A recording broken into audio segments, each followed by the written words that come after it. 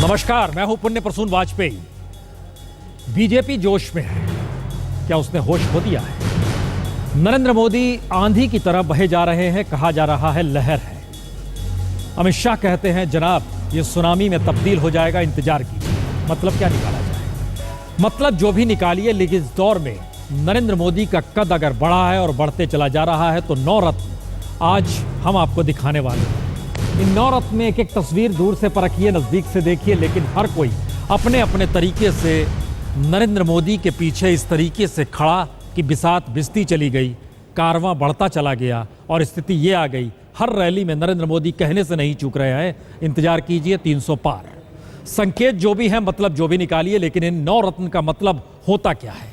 और इन 9 रत्नों के जरिए उस दरबार में हम आपको लिए चलते हैं जिस दरबार के भीतर हर रत्न की एक अपनी खासियत है। मसलन पहला नाम क्या जहन में आता है?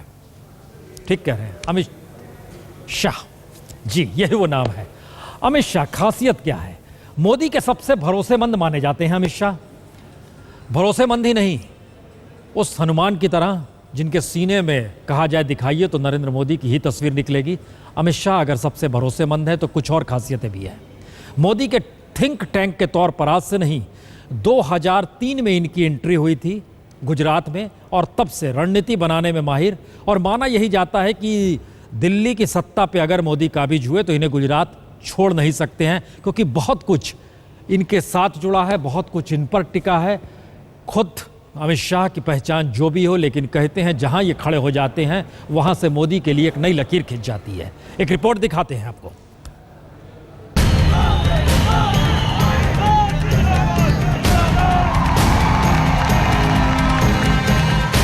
नरेंद्र मोदी बीजेपी का सबसे बड़ा चेहरा है, प्रधानमंत्री पद के उम्मीदवार हैं और इस चुनाव में सबसे बड़ी उम्मीद भी और हौसला भी है। लेकिन मोदी के चेहरे के पीछे एक दिमाग काम करता है जिसका नाम है अमित शाह।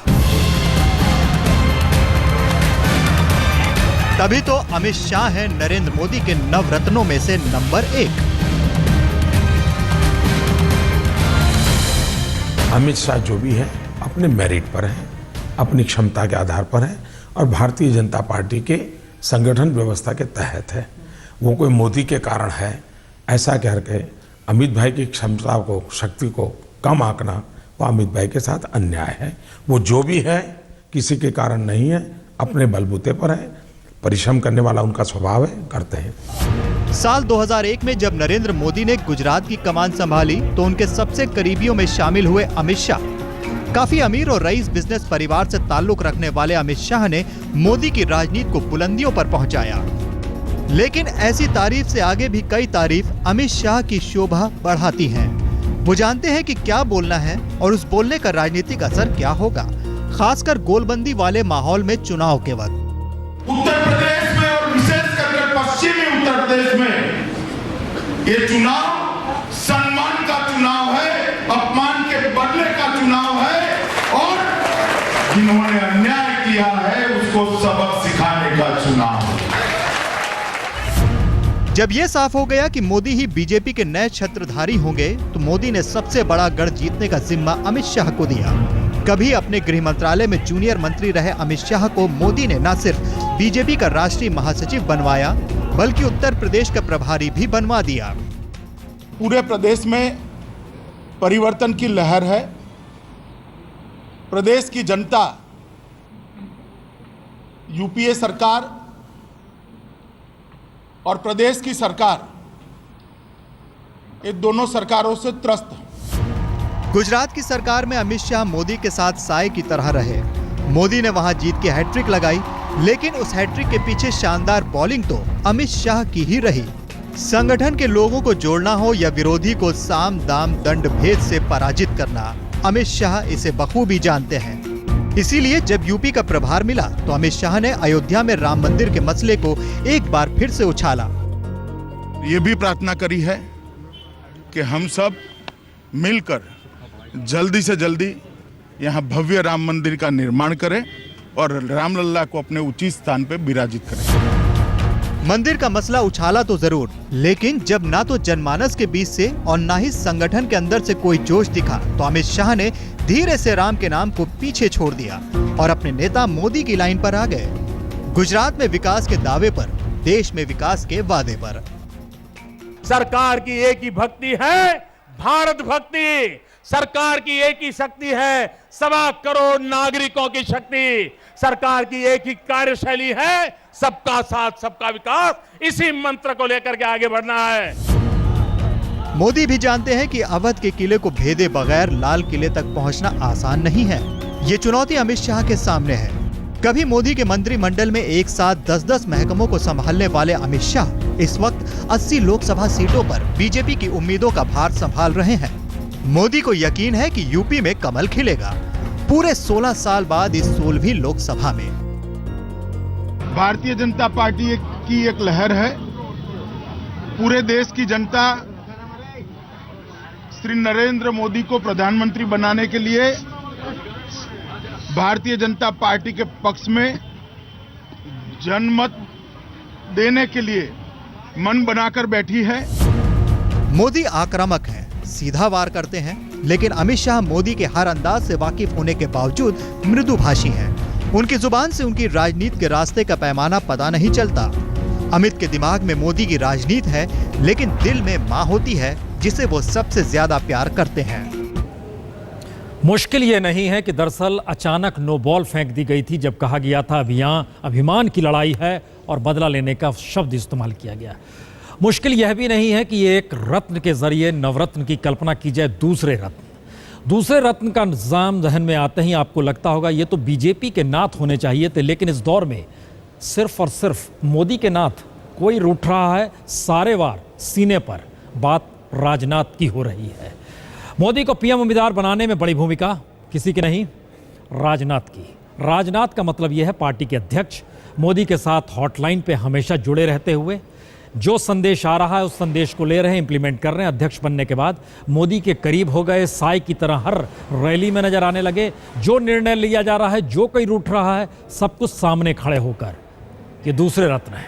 रिपोर्ट देखिए।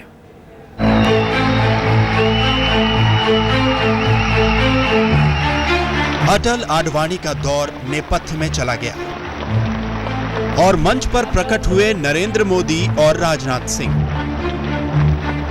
एक दूसरे का हाथ पकड़े हुए बीजेपी के सपने को सच करने का इरादा बांधे हुए।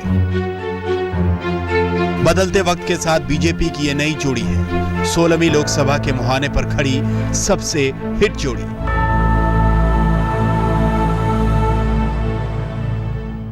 अरे जनता का नेतृत्व करने वाला, देश का नेतृत्व करने वाला शेरे दिल होना चाहिए, नरेंद्र भाई की तरह होना चाहिए।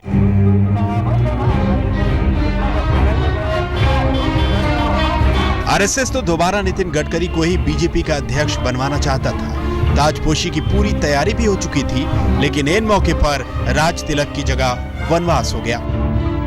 राजनाथ की किस्मत चमकी और बीजेपी के वो नाथ हो गए दूसरी बार। अटल आडवाणी के बाद 2 बार अध्यक्ष बनने वाले पहले नेता हुए।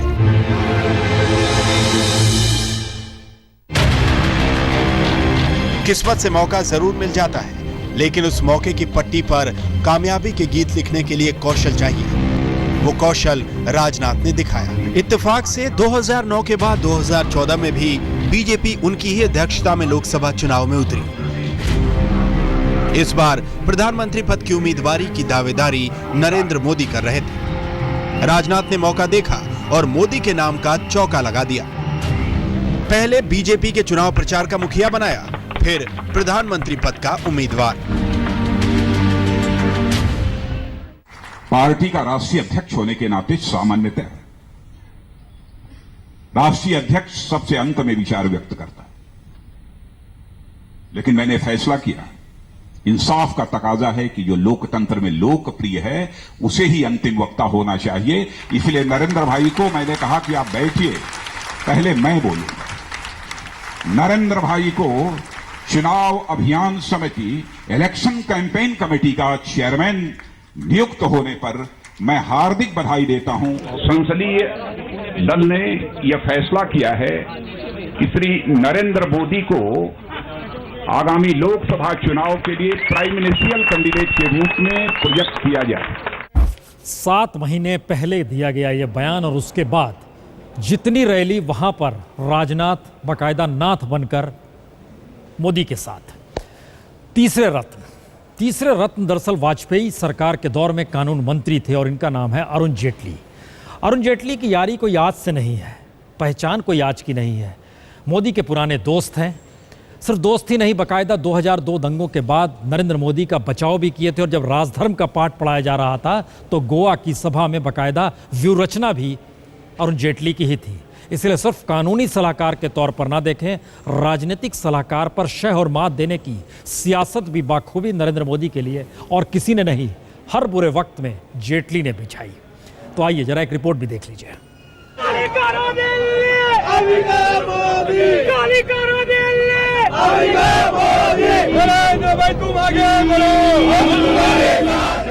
जब हवा चली तो बीजेपी के कोने कोने से आवाज आई कि मोदी मोदी जय जय मोदी, घर घर मोदी। लेकिन बहुत पहले ही मोदी की ताकत को जिन्होंने भांप लिया था उनका नाम है अरुण जेटली। इसलिए आज वो बने हुए हैं मोदी के नवरत्नों में से एक रत्न। बीजेपी के लिए बहुत बड़ी गुडविल है। ये लोकसभा का चुनाव है, ये नरेंद्र मोदी के नाम पर चुनाव लड़ा जा रहा है और यहाँ वोट पड़ेगा नरेंद्र मोदी को प्रधानमंत्री बनाने के नाम पे। ये बहुत कम लोगों को पता है कि केशुभाई पटेल को हराकर गुजरात में नए मुख्यमंत्री की तलाश हो रही थी। तब नरेंद्र मोदी का नाम आगे बढ़ाने में जेटली की अहम भूमिका थी। इतना ही नहीं, गुजरात दंगों के बाद भी आडवाणी के साथ जिसने मोदी को बचाने में अपनी ताकत झोंक दी, उनमें जेटली भी थे। हाल ही में जेटली ने यह भी कहा था कि गुजरात दंगों पर मोदी को माफी मांगने की कोई जरूरत नहीं। और हाँ, मोदी को पीएम उम्मीदवार बनाने वालों में जेटली का भी नाम आता है। मैं अपनी पार्टी की सरकार बनाने के लिए नरेंद्र मोदी को प्रधानमंत्री बनाने के लिए लग रहा हूँ। विरासत में वकालत का पेशा करने वाले जेटली पहली बार चुनाव लड़ रहे हैं। अमृतसर से लोकसभा का चुनाव, एबीवीपी से जुड़कर दिल्ली यूनिवर्सिटी में छात्र संघ की राजनीति की अध्यक्ष भी बने। 1991 में बीजेपी में शामिल हुए। वाजपेयी सरकार में सूचना प्रसारण, विनिवेश और कानून से लेकर शिपिंग मंत्रालय का जिम्मा संभाला। मोदी के लिए हर मोर्चे पर वकालत करने वाले जेटली उनके बहुत पुराने दोस्त हैं। वही दोस्ती अब कोहिनूर की तरह चमक रही है। आज तक ब्यूरो। यह भी हकीकत नहीं है, बल्कि संघ के भीतर पहला सुझाव एचवी शेषाद्री ने कभी नरेंद्र मोदी को दिया था। उसके बाद सरसंघ चालक जब सर करवाहक हुआ करते थे, मोहन भागवत का हम जिक्र करते, उन्होंने सहेजा संवारा, आगे बात बढ़ाई। लेकिन उस वक्त तक सुदर्शन की ही हेकड़ी चलती थी, सुदर्शन ही चीज़ों को तय किया करते थे। एमजी वैद दिल्ली में वो सालते नहीं थे कि किसी तरह नरेंद्र मोदी के अनुकूल स्थिति बने, इसलिए विश्व हिंदू परिषद का ये एक ठसक थी गुजरात में। लेकिन इन सब के बीच चेहरा अगर हमें दिखाना पड़े तो एक नाम आता है राम माधव का। जी, राम माधव उस रत्न की तरह है जो संघ की अगुवाई तो नहीं कह सकते हैं, लेकिन प्रतिनिधित्व कर रहे हैं, इसलिए चेहरा हमें सामने रखना पड़ रहा है। आप सोच सकते हैं कि सुरेश सोनी को हमने क्यों नहीं रखा। ये एक सवाल है, चेहरा किसे सामने रखा जाए। ये देखिए, दरअसल मोदी के मुखर समर्थक, युवा तौर पर मौजूदगी, कंप्यूटर और संघ के सबसे पहले मोदी की वकालत करने वालों में से एक, अपने तरीके से कभी लाल कृष्ण आडवाणी के करीब, वेंकैया नायडू के करीब, लेकिन उन सब के बाद जुड़ते इस रूप में चले गए कि हॉटलाइन से कहते हैं सीधा संपर्क संघ के भीतर किसी का रहता है तो वह राम माधव का रहता है, जो अपने तरीके से राजनीति तो नहीं कहें, लेकिन संघ को कैसे साधना है और संघ राजनीतिक बिस्ती हुई बिसात पर तटस्थ नहीं हो सकता, ये पाठ अपने तरीके से स्वयंसेवकों को पढ़ाने से नहीं चूकते। जरा रिपोर्ट देखिए।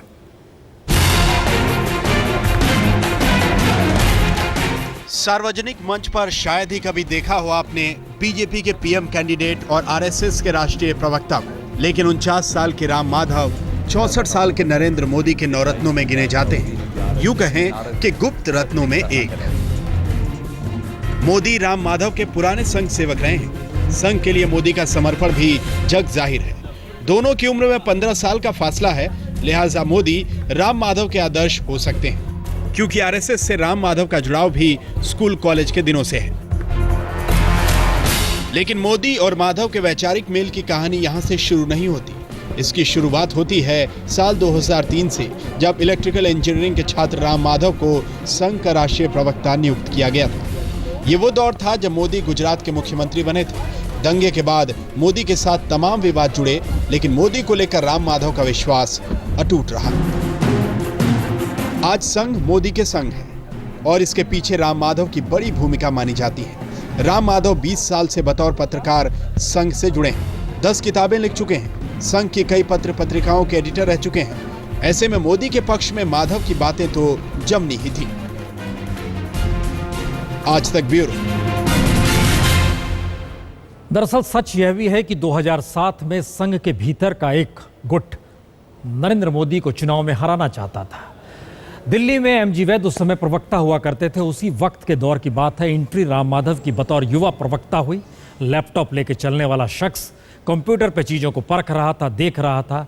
उस वक्त वरुण जेटली के नज़दीक आए, उस वक्त अडवाणी के नज़दीक आए और इनकी नज़दीकी मोदी के साथ थी और ये निकटता आगे बढ़ती चली गई वैचारिक तौर पर। वजह भी यही है, अमेरिका की 2-3 यात्रा की और वहाँ जाके गुणगान किसी ने किया तो वो राम माधव ही थे। थोड़े से ब्रेक का वक्त है, ब्रेक के बाद लौटेंगे।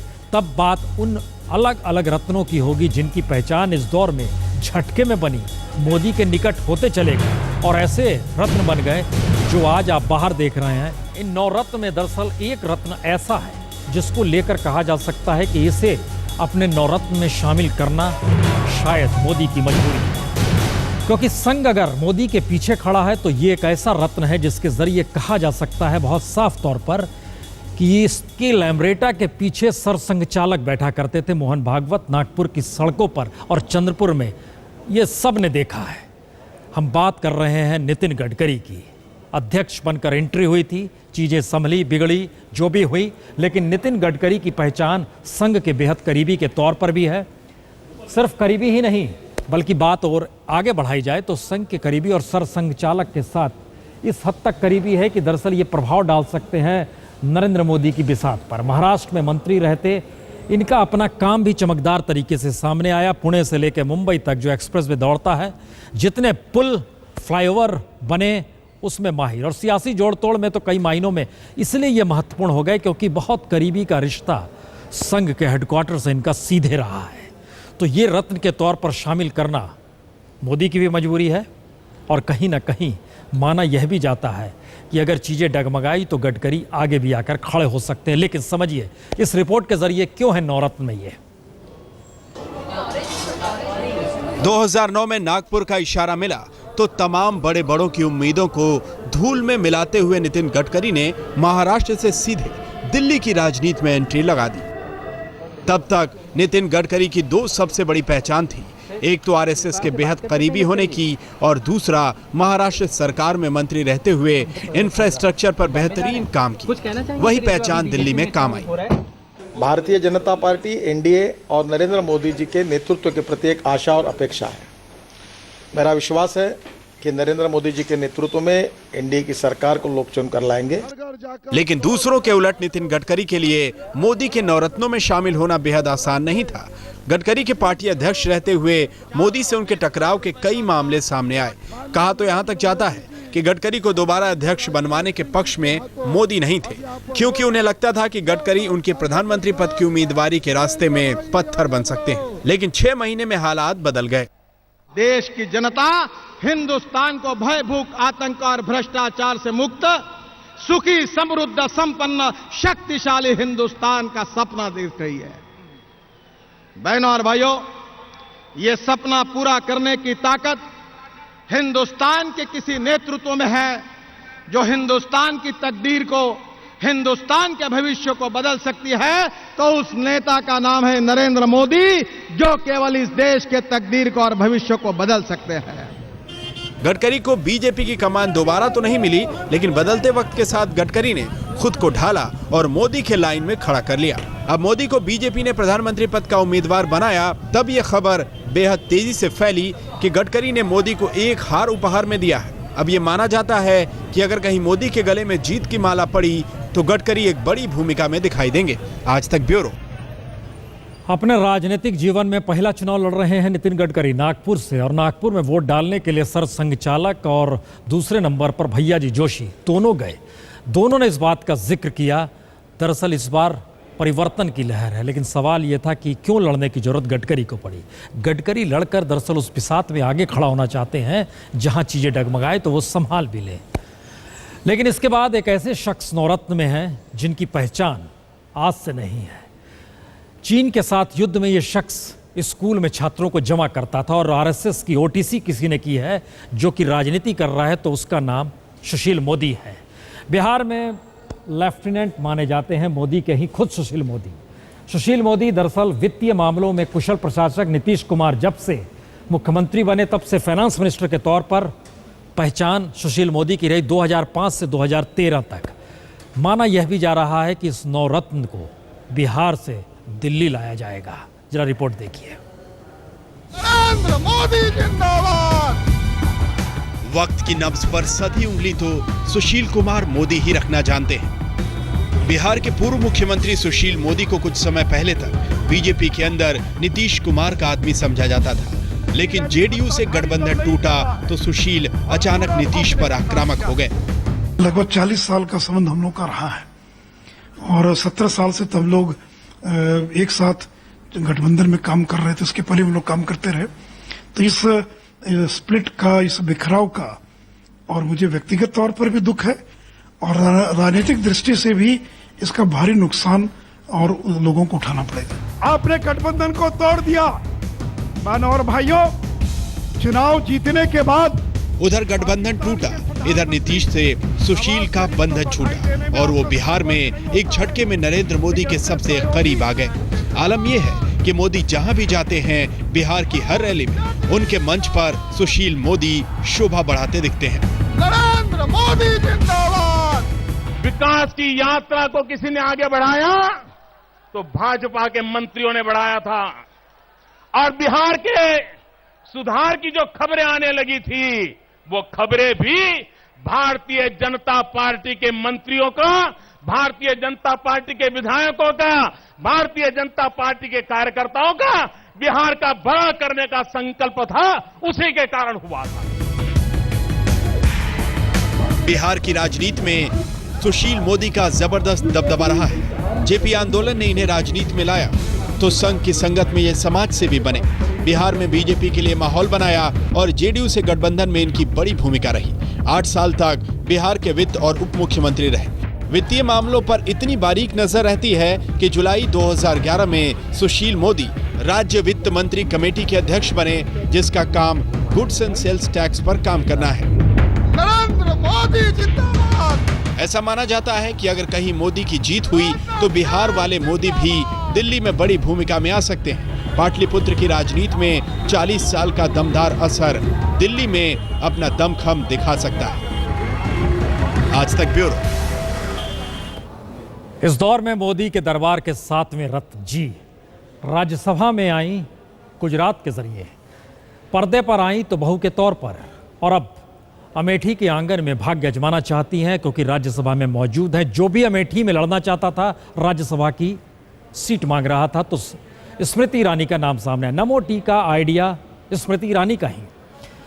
दरअसल स्मृति ईरानी मुखर वक्ता हैं, ग्लैमरस के साथ हैं, चेहरा लिए हुए हैं, नरेंद्र मोदी का खुले तौर पर बखान करती हैं, गुणगान करती हैं। मोदी की आंख, कान, नाक अपने तौर पर दिल्ली में रहकर सूंघते हुए गुजरात तक पहुंचाने के जिम्मा भी माना जाता था स्मृति ईरानी के हाथों में था। इसीलिए ये चेहरा कहां से उठा, कैसे आया और पटल पर छाने की तैयारी कर रहा है, शायद इसीलिए ये नवरत्न में है।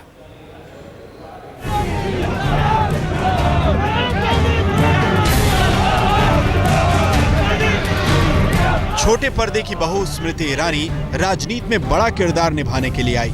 10 साल बाद वो मौका भी आया जब कांग्रेस के दूसरे सबसे बड़े नेता राहुल गांधी के खिलाफ उन्हें चुनाव लड़ने का मौका मिला।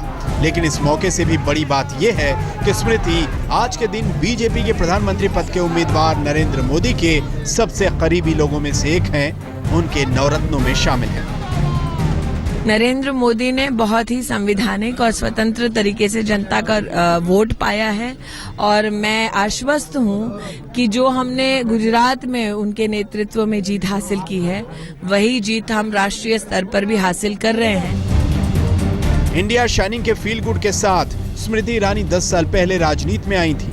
तब बीजेपी ने उन्हें चांदनी चौक से कांग्रेस के कपिल सिब्बल के खिलाफ चुनाव लड़ाया, लेकिन कैमरे की चमक दमक वोटरों का दिल नहीं जीत पाई। उस हार से भी बड़ी बात यह थी कि स्मृति ने मोदी की मुखालफत की। गुजरात के दंगों को लेकर ईरानी ने मोदी का इस्तीफा तक मांगा था, अब उनके नाम पर वोट मांग रही हैं। जब मैं अमेठी पहली बार आ रही थी एक प्रत्याशी के रूप में तो मुझसे कुछ लोगों ने कहा कि ये गांधी परिवार का गढ़ है। अगर ये गढ़ है तो आज इस गढ़ की हर गली से मात्र नरेंद्र मोदी का नाम ही गूंज रहा था और अमेठी का बच्चा बच्चा बोल रहा था, मोदी पीएम कमल निशान मांग रहा है हिंदुस्तान। खाने पीने की एक कंपनी में काम कर चुकी स्मृति ईरानी ने मिस इंडिया प्रतियोगिता में हिस्सा लिया था। किस्मत ने छोटे पर्दे तक पहुंचाया और राजनीतिक सूझबूझ ने संसद में राजनीति को साधने की ऐसी महारत है कि जिस मोदी से इस्तीफा मांगा था उसी मोदी ने गुजरात से राज्यसभा में पहुंचा दिया। जिस नमो चाय की धूम मची उसका आइडिया देकर स्मृति ईरानी ने भी बता दिया कि 38 साल की ये सीरियल वाली बहू राजनीति करने में भी उस्ताद है। अब तो ये भी माना जा रहा है कि अगर बीजेपी जीती और मोदी की सरकार बनी तो स्मृति ईरानी को आप एक बड़ी भूमिका में देखेंगे। आज तक ब्यूरो। 9 रत्न और इसमें 8वां रत्न एक ऐसा शख्स है जो इस दौर में social media, web, mobile, investment, इन सारी चीज़ों को परखते हुए आगे बढ़ाता चला गया और बीजेपी के भीतर नहीं बल्कि नरेंद्र मोदी को बार बार इसका जिक्र करना पड़ा। ये शख्स पीयूष गोयल है। वित्तीय मामलों के जानकार हैं, कॉरपोरेट के साथ कैसे चलना है समझते हैं। नमो टी का आयोजन करने में बड़ी भूमिका, कैसे देश भर में इसे जोड़ दिया जाए जिससे लगे कि हाँ नरेंद्र मोदी चाय बेचते थे। सोशल मीडिया को लेकर नरेंद्र मोदी बार बार जो बखान करते हैं उसके पीछे दिमाग और किसी का नहीं बल्कि पीयूष गोयल का है। इतना ही नहीं, दुनिया भर की वो एजेंसी जो कॉरपोरेट और किसानी को जोड़ती है, प्रयोग करने वाला और कोई शख्स नहीं बल्कि अपने तौर पर कृषि को आधुनिकीकरण करने की दिशा में मैनिफेस्टो में शामिल कराने वाला ये शख्स, नदियों को जोड़ने के लिए नए नए तरीके से इजाद करने की परिस्थिति वाला ये शख्स पीयूष गोयल जी, ये वाकई रत्न है मोदी के लिए। देखिए जरा रिपोर्ट।